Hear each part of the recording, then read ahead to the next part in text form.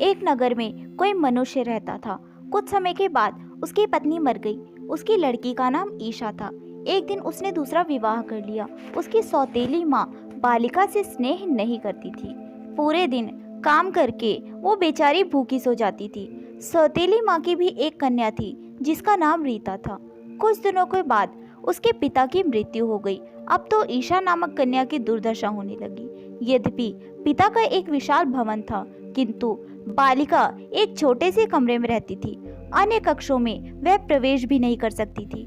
घर का सारा काम भी वही करती थी। सारा काम करने से वह कमजोर हो गई थी, परंतु किसी को भी कुछ नहीं कहती थी। एक दिन सौतेली माँ ने उसे लकड़ी लेने वन में भेजा।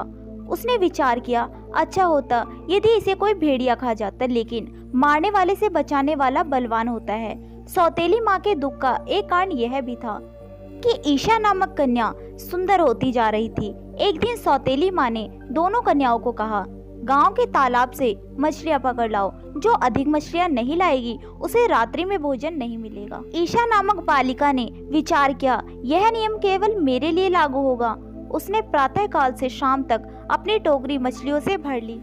भरी हुई टोकरी देखकर रीता नामक बालिका ने कहा, हे बहन, तेरे मुख पर धूल लगी है, इस सरोवर में स्नान क्यों नहीं कर लेती।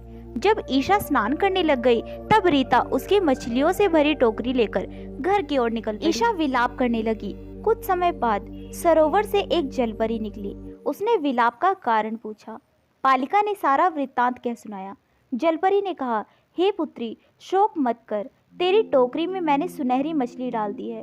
तू इसे अपने घर के पास वाले कुएं में डाल दे, वह तुम्हारी मन की इच्छा पूरी करेगी। उसने वैसा ही किया। वह मछली प्रतिदिन उसके साथ बातें करती थी।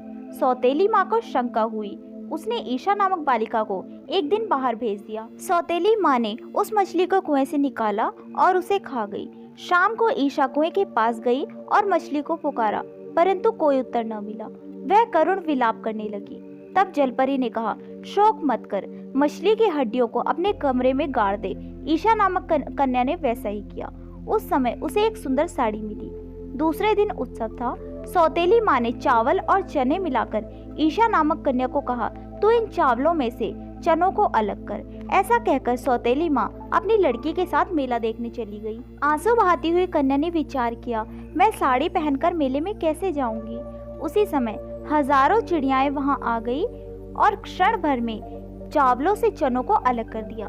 वह शीघ्र ही साड़ी और जूते पहनकर राजकुमारी की तरह मेले में पहुंची। उसे आई देख रीता नामक बालिका ने माँ के कान में कहा, यह बालिका तो राजकुमारी जैसी लग रही है, क्या यही ईशा है। सौतेली माँ को देखकर ईशा नामक बालिका भय के कारण भागने लगी। उसका एक जूता वहीं गिर पड़ा। एक राजपुत्र उस जूते को देखकर मोहित हो गया तथा उसने सैनिकों को आदेश दिया, कुमारी को राजभवन में ले आओ। सैनिक ढूंढकर उसे वहां ले आए। सुंदरी बालिका को देखकर राजपुत्र ने उसे महारानी बना दिया। यह देखकर सौतेली माँ बहुत दुखी हुई। एक दिन पिता के श्राद्ध में ईशा अपने पिता के घर आई। ऊपर से प्रसन्न सौतेली माँ ने कहा, पेड़ से नारियल के फल तोड़कर याचकों को बांटो। जब वह वृक्ष पर चढ़ी तो सौतेली माँ ने वृक्ष को काट दिया। वह स्वयं रोती हुई राजा को कहने लगी, हाय, मेरी पुत्री नारियल के वृक्ष से गिर गई और मर गई है। गिरी हुई बालिका को उठाकर एक वृद्धा स्त्री अपने घर ले गई तथा उसका उपचार भी किया।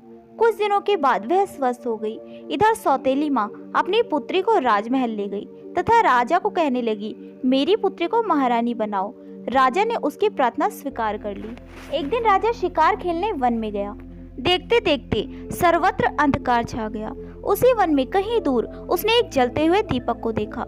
वहां बहुत समय बाद वहां पहुंचा। राजा ने कहा, मैं यहाँ रात्रि में विश्राम करना चाहता हूँ। वृद्धा स्त्री ने कहा, राजा, आपका स्वागत है। वहां ईशा को देखकर राजा को आश्चर्य हुआ और वह आनंदित भी हुआ।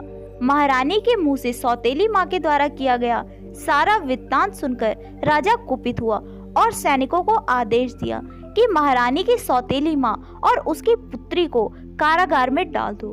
कारागार में पड़ी सौतेली माँ ने विचार किया, भगवान के घर देर है अंधेर नहीं। तो दोस्तों, आज की हमारी ये कहानी आपको कैसी लगी हमें कमेंट बॉक्स में कमेंट करके जरूर बताएं और आपको आज की हमारी इस कहानी से क्या सीख मिली है वो भी हमें जरूर बताएं।